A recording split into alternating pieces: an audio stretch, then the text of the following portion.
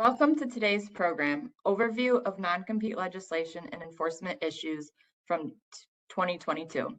Copies of the slides, a link to the recording, and the CLE verification form will be emailed to you in the days following the webinar. During the program, a CLE code will be read aloud, and you will be required to include this code on the CLE form. Throughout the webinar, please feel free to type your questions into the chat box on your screen. Now I'd like to turn it over to Kate Pirelli, Dan Hart, and Dallin Wilson. Thank you and welcome to everybody. We appreciate you all joining. I was a little worried about the date we chose for this webinar. We thought it was a good time. December was a good time to do it just as a year-end review for 2022. But you never know with the holiday fast approaching. But we have a great turnout and we appreciate you all taking some time from busy schedules and year-end crunch to join us for an hour. We've got a lot to cover.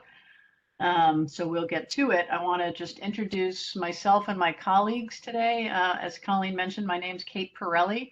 I'm a partner in the Boston office of Seyfarth. I've been with the firm for just over 20 years, which is hard to believe.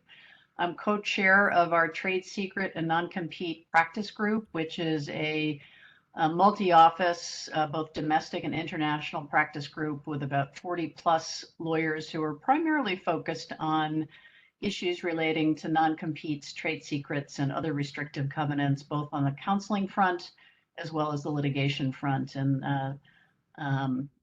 I've been practicing in this area for much longer than 20 years, much more than I care to admit. Next, Dan Hart, who is a partner in our Atlanta office. Dan focuses on trade secret non-compete, also is a management side employment lawyer as well. Dan has a particular expertise in drafting and rolling out restrictive covenant agreements with multi-state employers. He also litigates and prosecutes these actions just as I do and Dallin does.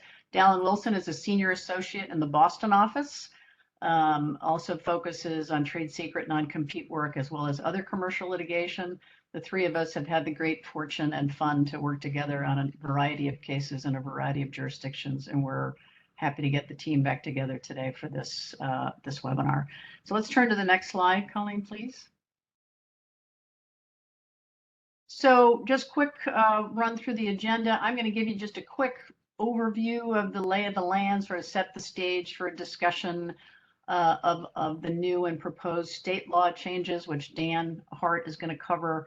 And then Dallin is going to give you an overview of activity on the federal level and proposed federal legislation. There's a lot of activity on that level as well, in addition to all the state activity. And then I will finish up with some trends regarding enforcing these agreements, as well as rolling them out, just touch on some of the issues, strategic issues involved in that as well. We've got a lot to cover in an hour, but we look forward to it. We're going to take, feel free to type in a question in the chat if you'd like. We're going to try to save some time at the end, but as I said, an hour is a lot of time to cover this material. If we don't get to your questions, we will certainly follow up with you afterwards and make sure your questions are answered. But hopefully we'll have some time at the end. But we're probably not going to take them as we go through unless it's relevant to a piece, an issue that we're discussing at the time. Otherwise, we might not get through the whole program. If you could go to the next slide, and I'll go through this brief overview.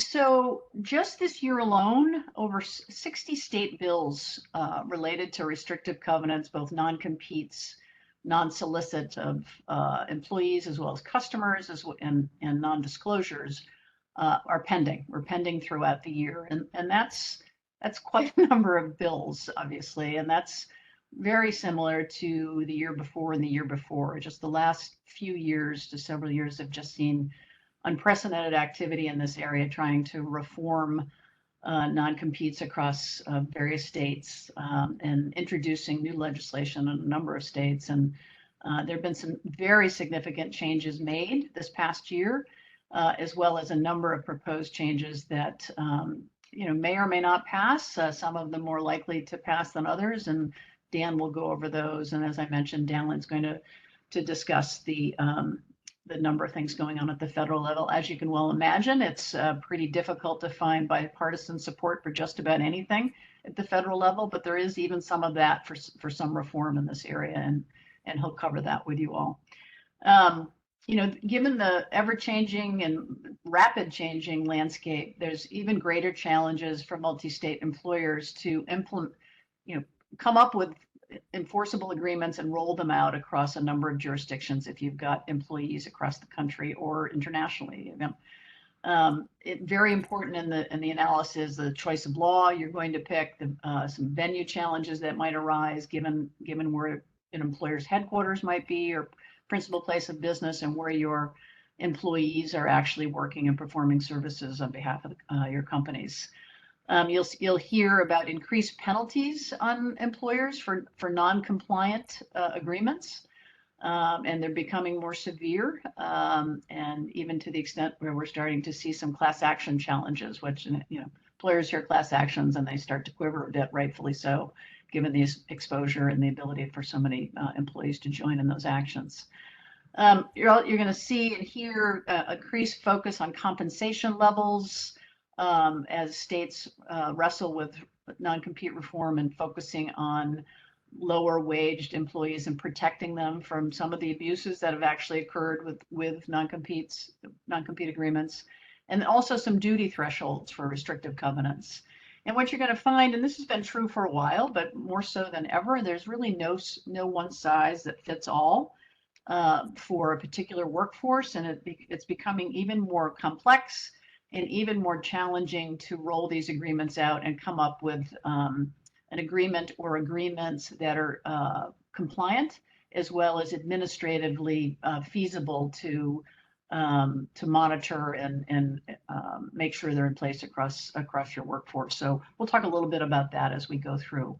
But without further ado, I'm going to turn it over to Dan. I will say before I do, though, is that even with all this legislative activity or legislative noise, I like to say sometimes, these non-compete agreements, non-solicit agreements, and non-disclosure agreements are still getting enforced very regularly.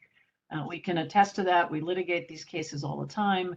But what's very, very important is to comply with state statutes and make sure your agreements are narrowly tailored to address your legitimate business needs, because that's going to be a hyper focus of the courts going forward under common law. Always been the case, but particularly so with statutes that are being rolled out. So on to you, Dan. Next slide, Colleen. Great, thanks, Kate. As Kate mentioned, there were 60 bills pending this year. Not all of them passed, of course, but a significant number of changes. And over the next couple of minutes, we're going to touch on a few of the states where the most significant changes went into effect in 2022, and then touch on a few of the states where we expect to potentially see some changes next year. And we'll start with Colorado. Next slide, please. A little background might be helpful here.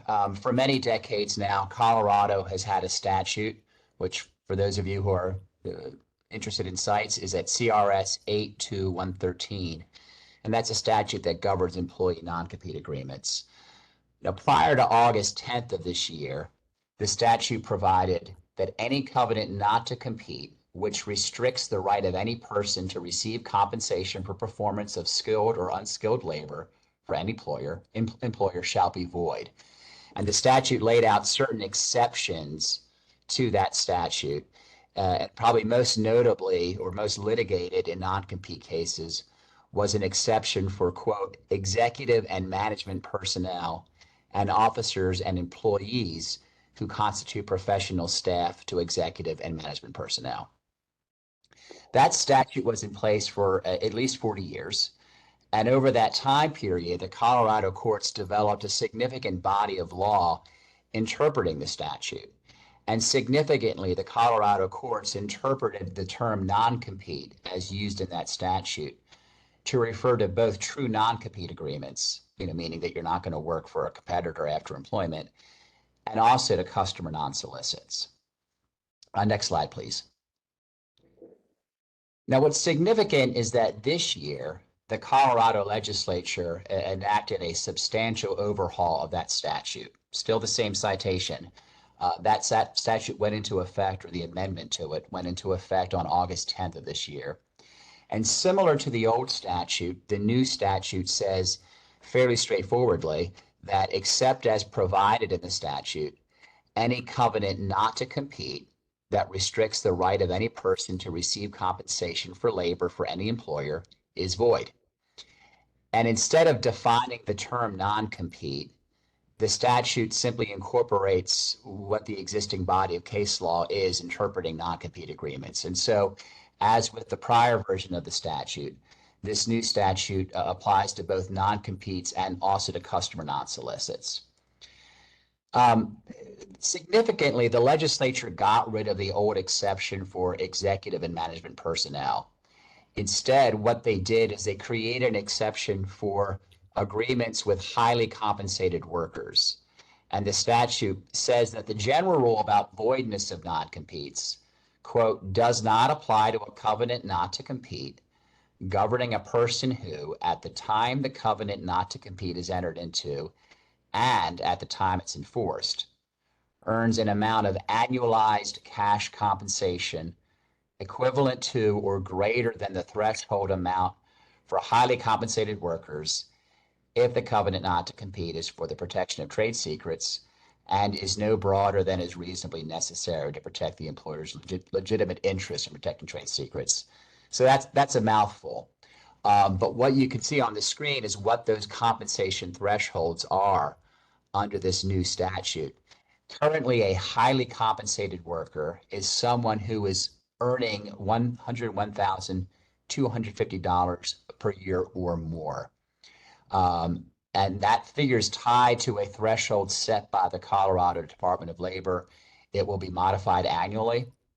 The department has already issued its update for 2023. Starting on January 1st, the threshold will now be $123,750. Now that's for non-competes. The statute sets a different threshold for customer non-solicits, and for that it's 60% of the threshold for non-competes. And so in 2022, the number is $60,750. Starting on January 1st next year, it'll be $67,500. And that number will go up every year over time. And importantly, workers need to meet the applicable threshold both at the time that the agreement is signed and at the time that it's enforced. So a question often comes up for employers: what compensation is included in calculating the threshold? Unfortunately, the statute doesn't give a whole lot of guidance. The language of the statute is that, quote, annualized cash compensation is the term, is defined as the amount of the gross salary or wage amount, the fee amount, or the other compensation amount for the full year, if the person was employed or engaged for a full year, or the compensation that the person would have earned based on the worker's gross salary or wage amount, fee, or other compensation if the worker was not employed or engaged for a full year. We'll have to wait to see how courts apply this language in specific situations. For example, can an employer include the amount of a discretionary bonus that a worker might be eligible to earn if the worker meets certain thresholds, but that's not guaranteed? We'll have to see. Or what about the cash value of equity grants that are given to the employee but that haven't yet vested? My guess is that the Colorado courts will be dealing with questions like that over the next several years. And it's going to take some time for a body of case law to develop interpreting this language. In the meantime, employers will have to use their best judgment, keeping in mind that the purpose of the statute is to protect workers. And so a more conservative approach is probably in order on the part of the employers. Next slide, please.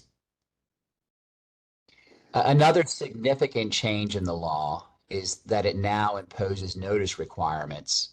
In the case of a prospective worker, a notice of the non-compete has to be provided before the worker accepts an offer of employment. And in the case of a current worker, notice has to be provided at least 14 days before either the effective date of the covenant or the effective date of the additional consideration that's being provided to the employee or to the worker in exchange for the agreement. Next slide. I should note here that the law spells out very specific steps and requirements for the notice that has to be given. The notice has to be in writing, signed by the worker. It has to be in a separate document with clear and conspicuous language. You can't just put it in the agreement. The notice has to include the agreement or attach the agreement that contains the non-compete. And again, non-compete also includes customer non-solicit. It has to identify the agreement by name. It has to state that it contains a covenant that could restrict the worker's future employment options. And it has to direct the worker to the specific paragraphs of the non-compete agreement that contain the covenants in question. Next slide. Another important change in the law relates to choice of law and forum selection clauses. The language, as you can see, is on the screen. If the worker in question primarily resided or worked in Colorado at the time that the employment ends, a choice of forum clause cannot require adjudication of a dispute under that agreement outside of Colorado. It then goes on to say that notwithstanding any contractual provision to the contrary, Colorado law is going to govern the enforceability of a covenant not to compete for a worker who primarily resided and worked in Colorado. Not sure why there's the disjunctive in the first part of the sentence or paragraph here, or, and then the and in the second part. Maybe that was a typo or a mistake by the legislature, but that's the law that's been set out right now. And this follows a fairly frequent pattern we're seeing in states that are trying to require employers to adjudicate agreements under that state and not a different state's law. Hey, Dan, just one thing I wanted to add there. One thing we were speculating, we certainly don't know, is that last clause, that primarily resided and worked in, relates to the choice of law versus the forum. And Right. the legislature would want both aspects of primarily residing and working would Yeah. compel Great point, Kate. Yeah, those two clauses do relate to different parts. One's the choice of law, the other's a forum selection clause, and that could be the reason for the difference. Next slide, please. The statute imposes some stiff penalties, and that's one of the reasons why it's gotten so much attention in the business community since it was passed. Under the new statute, employers can be fined $5,000 per worker if they enter into, attempt to enforce, or present to any current or prospective worker a restricted covenant that violates the new law. I should say, notwithstanding that language, the new law does give judges discretion to determine whether or not to issue a monetary penalty or to issue a penalty that's less than $5,000. If the employer can successfully demonstrate that the employer acted in good faith or had reasonable grounds for believing that they weren't violating the new law, the penalty might be lower. I don't want people to have the misperception, though, that the penalty is the only teeth that the law has. Workers and prospective workers, along with the Attorney General of Colorado, can also obtain injunctive relief if they can show that there's been a violation of the new law.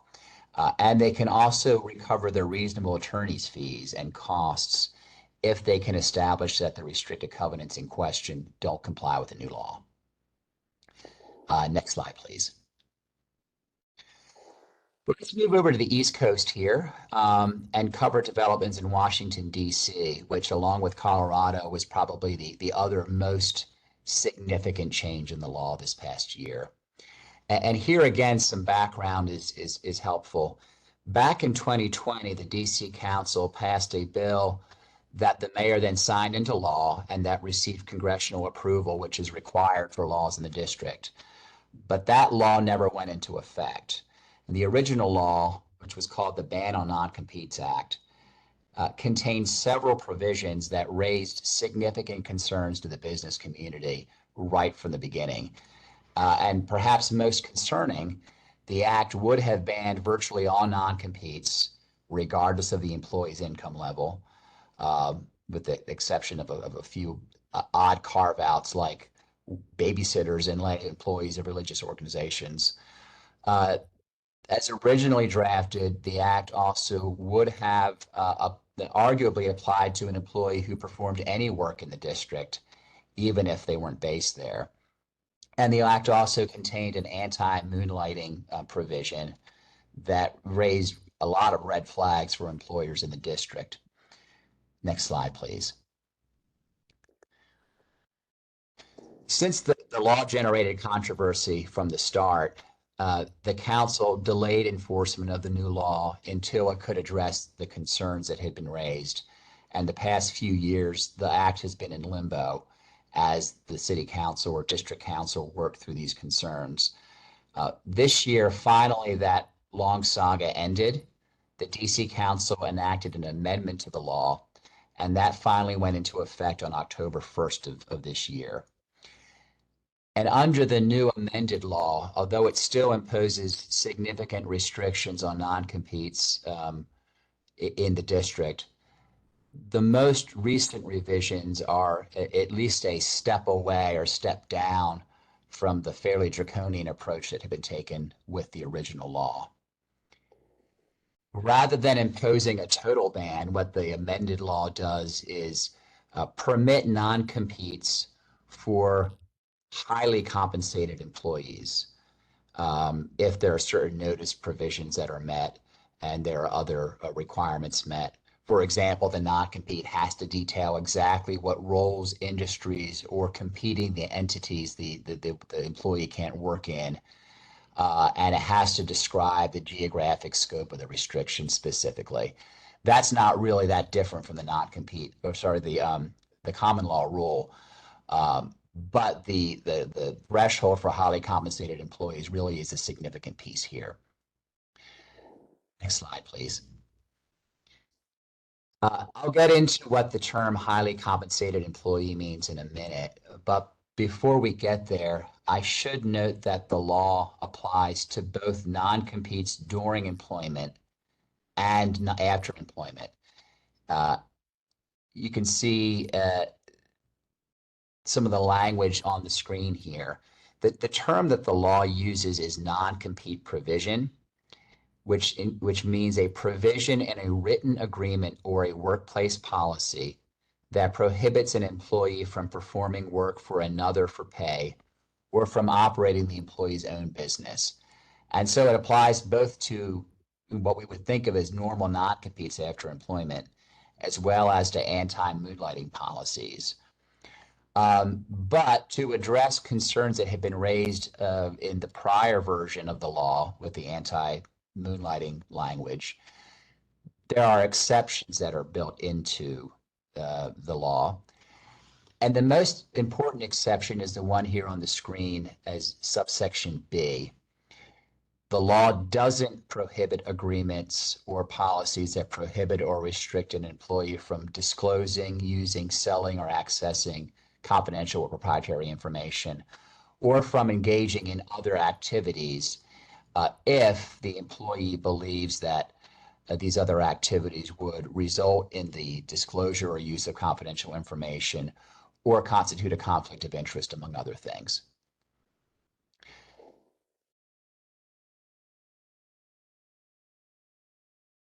Next slide, please. So as I mentioned a minute ago, non-compete agreements are permitted both during and after employment, even under the new statute, as long as employees or workers are highly compensated employees. And so that brings us back to what does that term mean? The new law ties the definition to a threshold minimum annual qualifying annual compensation. That's the language of the statute. For 2022, continuing through the end of next year, that threshold is and will be $150,000 annually for most workers, or $250,000 annually for medical specialists. The amount will increase starting in 2024, and that's going to be based on the DC Department of Labor's Consumer Price Index. We don't know yet what the number will be in 2024, but at least through the end of next year, the numbers will be what they are right now. Next slide, please. There's also an exception to the exception in the statute. The statute says that the term highly compensated employee doesn't apply to a broadcast employee. And you can see the language on the screen. It essentially means on or off air creative employees who work for a TV, radio station, or similar broadcasting company. That was, I think, added to the statute because there already was a ban on non-competes for certain broadcasting industry employees that was in effect in DC. And so the addition of this language makes the new statute conform to what had been the practice in DC up to this point.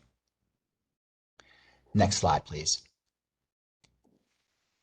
As with Colorado and many other states, the DC law imposes notice requirements for a non-compete to be enforceable, even if somebody is a highly compensated employee. Employers have to provide individuals who are bound by a non-compete provision with a copy of the agreement at least 14 days before the start of employment or 14 days before they're required to execute the agreement. And for policies that include non-compete provisions, these would be like the anti-moonlighting policies, employers have to provide employees with a written copy of the relevant provisions anytime there's a policy change, or for newly hired employees, anytime within 30 days of their acceptance of employment. And I should note that the notice that has to be provided has to provide very specific content.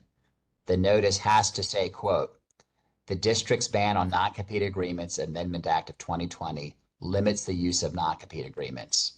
It allows employers to request non-compete agreements from highly compensated employees, as that term is defined in the ban on non-compete agreements, Amendment Act of 2020, under certain conditions. Employer," that's the name, "has determined that you are a highly compensated employee. For more information about the ban on non-compete agreements, Amendment Act of 2020, contact the District of Columbia Department of Employment Services." That's mandatory, no getting around that. Next slide.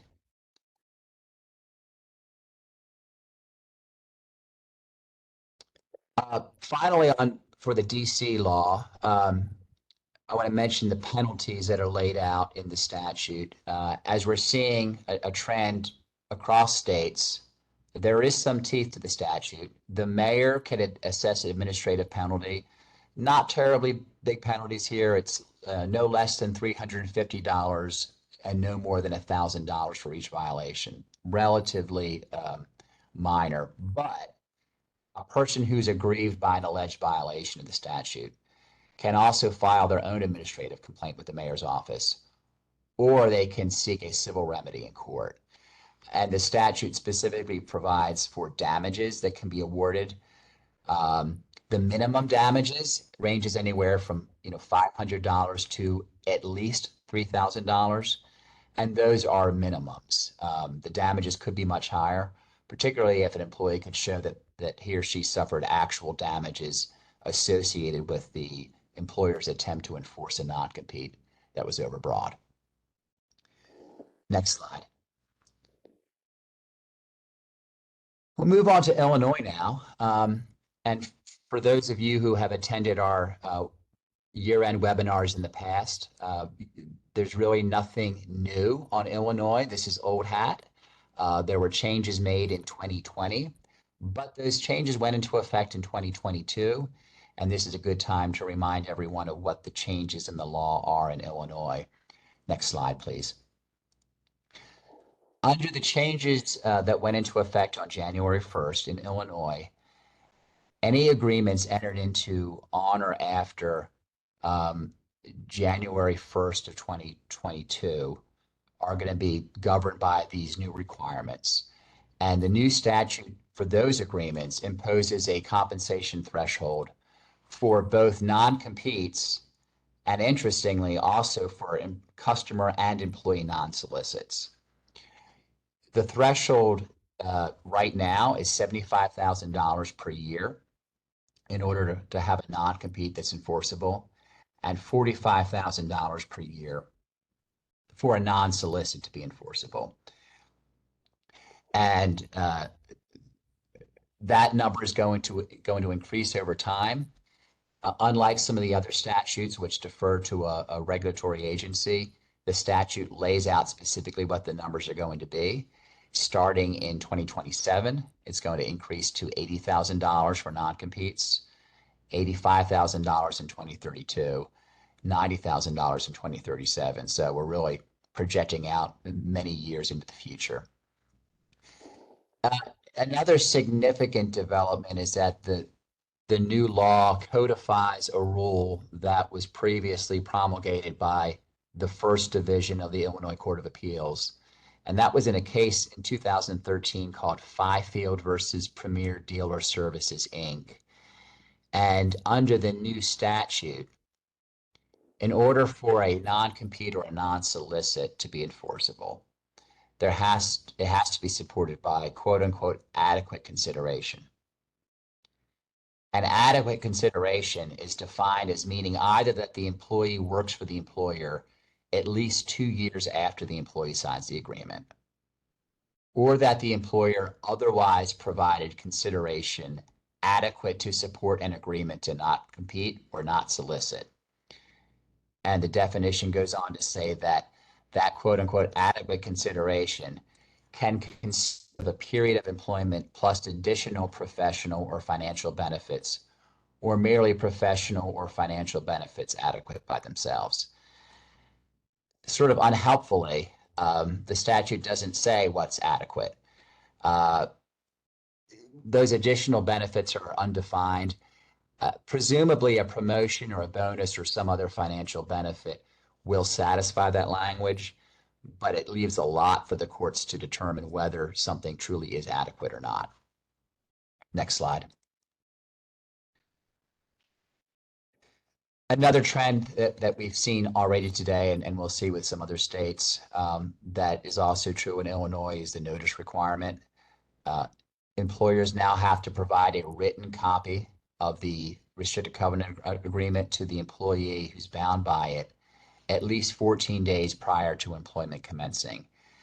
And the agreement has to specifically advise an employee to consult with an attorney. That's language, for those of you who are familiar with the Massachusetts statute, that Illinois appears to have borrowed from Massachusetts, and that's also becoming a trend increasingly to make sure that employees know that they have the right to counsel. Next slide, please. As with the other statutes, there are some penalties here, or at least some teeth, with respect to this agreement, regardless of whether there's a fee shifting provision in the agreement. Under the new statute, a prevailing party in a lawsuit or an action to enforce the agreement can recover attorney's fees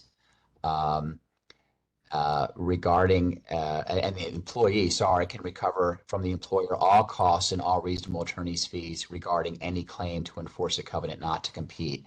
That would be true of both of an action brought by the employer and an action brought by the employee, like a DEC action to challenge the covenant. For those of you who have attended these webinars in the past, we've long cautioned that employers shouldn't depend on the ability of Illinois courts to reform overbroad non-competes. That remains the case with the new law. The new law provides specific guidance that discourages extensive reformation. It provides specific factors that a court should consider when it's determining whether it's going to reform. And that includes the fairness of the restraints as originally written, and whether the original restriction reflects a good faith effort to protect a legitimate business interest. The bottom line here is that it's never a good idea to draft very broad and onerous non-competes with the hope that a court will fix it down the road. They should be drafted with a reasonable effort of being reasonably enforceable and protecting the legitimate business interests at the time that they're drafted. Next slide. Move on to Oregon. By way of background, Oregon's had a statute which is codified at ORS 653.295 that imposes significant restrictions on non-competes. That's been the focus of a lot of attention by the legislature over the past several years. There have been numerous revisions to the statute. And the latest of the revisions went into effect on January 1st. Next slide. Originally, the statute provided that non-compliant covenants are void. The legislature, years after that, changed the statute to say that non-compliant covenants are now voidable, meaning that they could still be enforced if the employee doesn't take affirmative action to void the agreement. The legislature has now changed the language back to void as opposed to voidable. And so covenants that don't meet the requirements of the statute at this point are now void rather than voidable. The maximum duration now under the statute is 12 months. That's gone down from 18 months. It has long been the case already that non-competes in Oregon are not enforceable unless the employee received notice of the non-compete 14 days before employment begins or signs it upon a bona fide advancement. That's still the law. It has long been the case as well that employees can't be bound by a non-compete unless they're properly classified as exempt under the professional, administrative, or executive exemptions under state law. That's still the case. There's now a compensation threshold. It's a little over $100,000. There's now a limitation on the duration of non-competes. They're now 12 months is the max. It used to be 18 months. And importantly, for HR professionals, within 30 days after termination of employment, a copy of the agreement has to be sent to the employee. If that's not done, then the agreement's not going to be enforceable. Next slide, please. Staying on the West Coast, California's Silence No More Act went into effect on January 1st of this year. That law doesn't deal with non-competes, but it relates to another topic that's often overlooked. And that's the issue of making sure that non-disclosure covenants are drafted in such a way that they're not so broad that they could be construed as prohibiting protected activity. There's been a trend recently, particularly with the #MeToo movement. A number of state legislatures and agencies and federal agencies have made a concerted effort to stop employers from using overly broad non-disclosure covenants that could make employees think that they're not able to engage in protected activities. The California Silence No More Act is really one of the latest in that trend.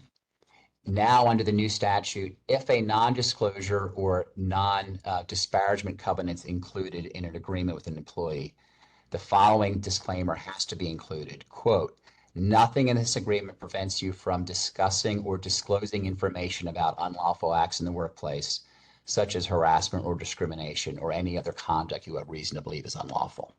Next slide. Again, sticking with the West Coast, Washington followed suit from California. They passed their own version of the Silence No More Act. That went into effect on June 9th. Very similar to the California statute. As you'll see from the language on the screen, there's some additional categories of information that a non-disclosure or a non-disparagement covenant cannot preclude employees from engaging in. Specifically, employees have to know that they are allowed to disclose information that they believe to be illegal discrimination, illegal harassment, illegal retaliation, wage and hour violations, sexual assault, or conduct that's against public policy. Next slide. So what are we looking to expect to see in 2023? Well, one of the changes here that I've already touched on is changes to the compensation thresholds in states that have those. I've already talked about the Colorado thresholds, which are changing beginning of the year. In Maine, there is a threshold that is based on 400% of the federal poverty level. That's a number that changes or can change every year based on the federal standards. We don't know what the number is going to be in 2023, but we can expect that to increase from what it is right now, which is a little over $54,000. Oregon, I mentioned earlier, has a threshold of a little over $100,000. That also is likely to increase. We don't know what the number is yet, but we would expect sometime right after the new year that the Oregon agency will release the new number. Rhode Island, similarly to Maine, ties its threshold to federal poverty levels. Once those federal numbers come out in 2023, we'll see what the new number is. Virginia has a number threshold that's calculated every year by the Virginia Employment Commission. Right now, the number is a little over $67,000. We'll see what it is next year. Again, we expect the numbers to be released probably sometime in January. And in Washington, the number is right now $107,301.04. That number is going to go up to January 1st to $116,000 and some change. Next slide. In the interest of time, I'm going to go through these very quickly. There are a couple of statutes that we have our bills that we have our eyes out on. Maybe most significantly, there's a bill in New Jersey that was introduced this year. It has not passed. It's still in committee. If that bill gets additional traction, that would impose some significant limitations on use of non-compete agreements in New Jersey, and would, as we've seen with a lot of other statute, would impose notice requirements, have penalties, and would impose other obligations on employers. Next slide. Connecticut similarly had a bill that was introduced this year, was not enacted. If that picks up steam next year, we might also see another ban on, or at least use restrictions on non-solicitation and non-compete agreements to go into effect in Connecticut. Again, as with the other statutes we've seen, there would be penalties and attorney's fee shifting provisions. Next slide. Finally, in New York, there was another bill that was introduced this year, has not become law. Who knows whether it will gain any traction next year. But if that bill becomes law, we'll likewise see restrictions on the use of non-compete agreements in the state of New York, which right now is governed simply by common law. Next slide, please. With that, I'll hand it over to Dallin. All right, thank you, Dan. So I get the pleasure of talking about the proposed changes to some federal legislation, some bills that have been proposed, and then I'm going to speak a little bit about things that aren't necessarily legislation, but efforts that some regulatory agencies have taken to try to enforce our antitrust laws in the context of non-competes. At first, I briefly want to discuss sort of what are the perceived pros and cons of federal legislation versus state legislation. As you've seen from Dan's presentation and likely know from others, right now we have a bit of a patchwork of laws in the various states throughout the country, and that can create problems, especially for employers that employ folks in different states. And so I guess there is an appeal to having one standard law that would apply across all 50 states. On the other hand, there's a lot of disagreement out there about the effectiveness of non-competes and the advantages and disadvantages. And so trying to sort of craft a one-size-fits-all solution is likely going to leave a good chunk of the country unsatisfied or unhappy with the outcome, and perhaps limit employers' choices of where to set up business, where to employ people, and also employees choosing where they want to live and under what laws they want to be subject to. And so we go to the next slide. So in the last couple of years, as you can see here, there's been at least 6 proposed federal bills that in some way touch on non-competes. As you can see, some of these are very specific, folks that lose their job for not complying with their employer's COVID vaccine, to some that are a little bit more broadly applied. It's important to note that none of these bills have passed, and in fact, none have really advanced far enough to even really be thought of as likely to pass. And given the recent election, we think it's even less likely that we'll see any real federal action in terms of past legislation. But as Kate mentioned, I think there's a perception out there that that these votes fall across party lines with certain folks pro non-compete versus anti-non-compete. But as we'll see, actually, some of these bills have been proposed by Republicans from Republican states, and so it might not be as clear-cut as we might see, or as you might think. We go to the next one. So the one piece of legislation that was proposed in 2022 is called the Restoring Workers' Rights Act of 2022. If we go to the next slide. Given that we're a little short on time, we won't spend a lot of time on each of these, but as you'll see, they largely track a lot of the issues that Dan raised at the state level. This specific bill, again, passed by a Republican in California, or proposed by a Republican in California this year, and it is largely identical to the Freedom to Compete Act, which was proposed last year in 2021, and one of the proponents of that bill was Marco Rubio in Florida. So again, these don't always fall exactly on party lines. And if passed, this act would amend the Fair Labor Standards Act of 1938 to effectively ban non-competes for workers that are not exempt under the FLSA. So again, what we're seeing here is a focus on restricting the use of non-competes for lower-level employees, likely lower compensated employees, the idea being that these folks tend to have less access to confidential information, trade secrets, customer information, the type of things that non-competes sometimes are used to protect against. Next slide. A couple interesting things about this statute. First of all, the way it defines non-compete is very broad, and in fact could effectively ban not only non-compete agreements, but also customer non-solicits, employee non-solicits, and even non-disclosure agreements that protect non-trade secret confidential information.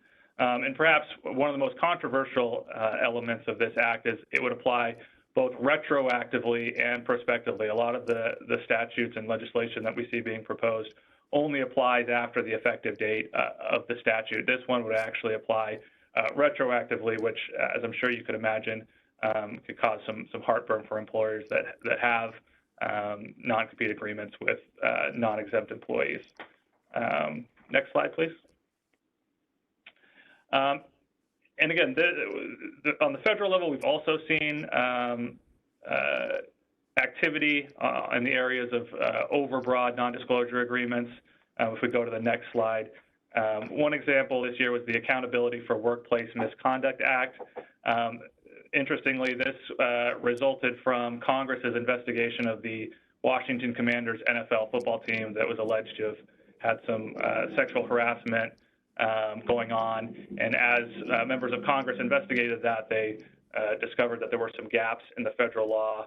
And again, in the interest of time, we'll move very quickly, but effectively, this act would prohibit employers from requiring employees to enter into non-disclosure agreements or confidentiality agreements that would prohibit an employee from reporting unlawful activity. Again, a lot of times this arises out of claims for sexual harassment, things like that, where the employee feels like they're not allowed to report things that they've seen either to law enforcement or some other government agency. Next slide, please. And again, the bill would also require employers to establish certain processes for receiving and investigating alleged discrimination, harassment, and retaliation. Importantly, though, the bill would not apply to confidentiality provisions and settlement agreements, nor does it apply to non-disparagement provisions. Next slide. And so I actually think the most interesting and important part of any kind of federal component of non-compete activity this year is from the FTC, the Federal Trade Commission. Legislation has largely stalled. Again, we don't anticipate there being any real sweeping federal legislation. So what's happened is some regulatory agencies have sort of taken it within their own hands to enforce certain laws that they oversee. And the FTC has been probably the most active of those. Next slide, please. And in particular, the FTC has recently demonstrated a focus on non-compete agreements and merger transactions. In June, the FTC's chair, Lena Khan, warned businesses that contract terms and merger agreements that potentially impede fair competition would be highly scrutinized. And this is important because historically, non-compete agreements that arise out of the sale of a business receive much less scrutiny, both from the courts and also regulators. The idea being that, if you are buying an asset, you have an interest in making sure that the person you're buying it from doesn't turn around and compete against you and somehow devalue that asset. But more recently, the FTC seems to be perhaps shifting a little bit in their view of that. And if we go to the next slide, quickly go through one example from this year. In June, there was a merger agreement or an asset purchase agreement where the buyer bought 60 regional gas stations. So this was not a particularly large transaction. It did not trigger any reporting requirements under the Hart-Scott-Rodino Act. But nevertheless, the FTC ultimately did file a complaint against the buyer of these 60 gas stations because the agreement required the seller to enter into a non-compete, not only with respect to the 60 gas stations that were bought, but it also included about 190 other pre-existing gas stations in other locations, many of which were far away from the ones that were being bought and would effectively prevent competition far beyond the assets that were being acquired. And so to settle the complaint, the buyer agreed to amend the merger agreement and the non-compete clause to only apply to those gas stations that were acquired in the merger, and also to limit the restrictive period and the geographic scope. And go to the next slide, again, very quickly. I want to give Kate enough time to talk about some of the enforcement issues, but the FTC has signaled a bit that it does intend to more aggressively police anti-competitive behavior under Section 5 of the FTC Act. And the FTC Act prohibits, quote, unfair methods of competition in or affecting commerce. So that's obviously very broadly worded. And the FTC has indicated that they intend to utilize Section 5 to be more aggressive in enforcement actions.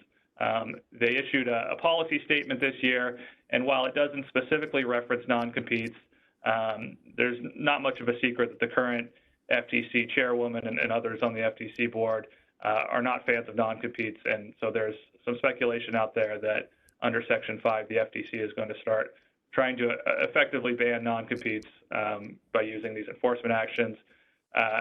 While we're not aware of any case law yet challenging this, we wouldn't be surprised if in the coming year or two we don't see some pushback against the FTC trying to effectively regulate non-competes.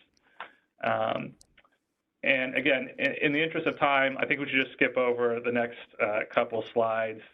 Again, the Department of Treasury put out a report also focusing on some of these issues about curtailing the enforcement of non-competes against more low-wage employees. Again, just an example of not just the FTC, but even the Department of Treasury getting involved in non-compete enforcement. And then the next couple slides, again, I think we can just skip over them. These are from last year, actually. President Biden, as you may recall or may be aware, issued an executive order that he effectively called on the FTC to start focusing more on non-competes. It's likely that this regulatory action that we're seeing stems from this executive order, and there's no reason to think that won't continue into 2023. And so from that, I think we'll just skip over the rest and turn it over to Kate so she can have a couple of minutes. Okay, before you turn it over to you, though, you have to. I forgot perhaps the most important information, the CLE code. So the CLE code, you'll be provided with a form following the webinar. The code to include on that form is SS9811. And that's SS as in Seyfarth Shaw and 9811. So I'll turn it over to Kate. Okay, thanks, Dallin. And I'll highlight these issues. We'll have enough time to go over them, and I'm afraid we won't have time for questions, but we will certainly answer questions afterwards. So don't think we won't do that. We will. Before we get into some of the just high-level issues regarding enforcement, before we even get to that point, I think you can tell how complicated it's becoming state by state, never mind internationally, and it just in the federal level, whenever that kicks into gear. to have compliant multi-jurisdictional restrictive covenant agreements, not just non-competes now, but also non-solicits and non-disclosure agreements. So really important to enforcement is making sure you have an enforceable, at least arguably enforceable agreement in place. And we do a lot of advising on multi-jurisdictional agreements. And it used to be that we'd have we'd advise a master template and then have a number of different template agreements for what we used to affectionately refer to as oddball states. And it's becoming more and more difficult to administer those, particularly if you have various categories of agreements for types of employees, meaning very high-level executives who may just have a non-compete and not a non-solicit, or various degrees in terms of their restrictive covenants. So we've been moving toward, and with many employers are advising on one template generally with all the carve-outs by states listed in that same agreement, so that whomever is getting the agreement, regardless of what state they're in, are going to have an agreement that have appropriate carve-outs for a particular state.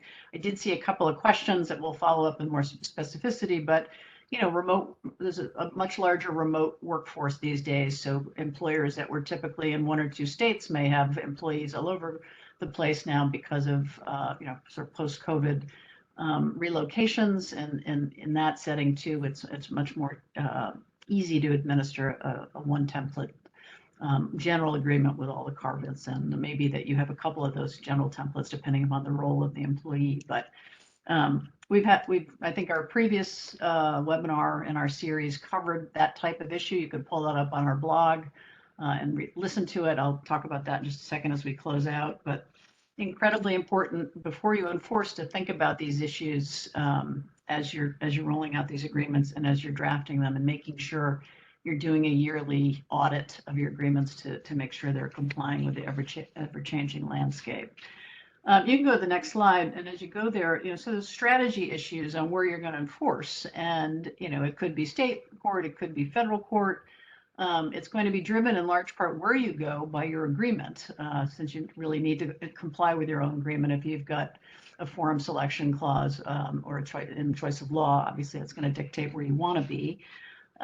There's been a lot of case law out there, discussion about forum selection clauses and choice of law provisions. You saw in Dan's presentation, some of the states are prohibiting or restricting the use of forum selection clauses or choice of law provisions.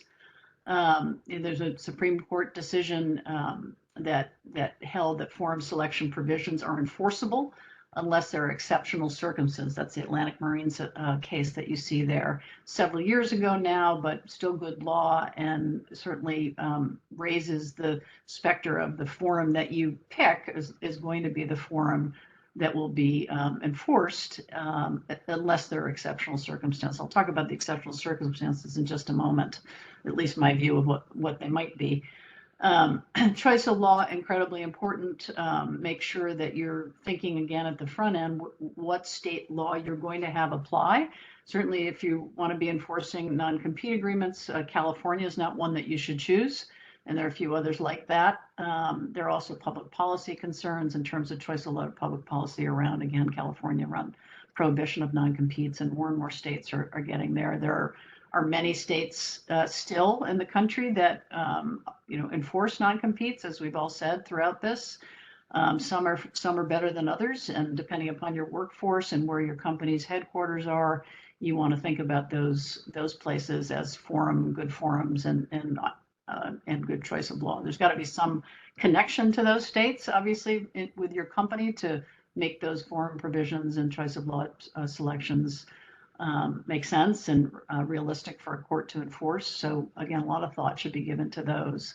So I think the sum and substance, you've got to make sure that you spend some time with your in-house lawyers or your outside counsel to carefully investigate and analyze what makes the most sense for your particular workforce, where you're located, and what choice of law and what forum you're going to choose before you finalize your agreements and then seek to enforce them. Very interesting, and this could be a whole other topic. We don't have the time for it today. Is this first to file notion? I mentioned California law. There are other states that don't allow non-competes. If your choice of forum is someplace like Delaware, for example, and you have an employee who is recently moved to California to join a competitor. We had a very similar case like this recently. This team of presenters here today. And we sued on behalf of the company in Delaware. It was a Delaware choice of law provision and forum as well. We got there first, and to enforce the agreement, it was an employee who moved later to California, and there could have been a race to the court, first to file type of analysis. We didn't get into that in that case, thankfully. But it's very important that you think about those things as you choose your forums and choice of law. Here, the next slide, please, because I think we're running out of time. Wrap up pretty quickly here. There are some fee shifting provisions. Another thing you need to make very sure before you file your case. Everybody does make sure that they've got a merit-based case before they file, but there's some teeth in some states that if there's not a merit-based, they don't have a good case, that you should think twice before you file. And these provisions, California being one, court may award an employee who's defending or enforcing their rights under this particular provision of California Labor Code to get their attorney's fees. Similar provision in Illinois under the Illinois Work Act. It's actually the employee shall recover their fees. So it's a mandatory award of fees if they are successfully defend against an action to enforce a non-compliant, non-compete. And then finally, another example in Nevada also is a mandatory reward of attorney's fees in a case where an employee defends successfully against an enforcement action. So again, need to tread carefully, make sure you have a good agreement, make sure you have good facts, good reason to move forward, because otherwise the fee shifting may come back to bite you. Next slide, please. And then, as I mentioned at the top of the hour, we've even seen most recently, as recent as November 22nd of this year, a class action, putative class action complaint filed in Washington.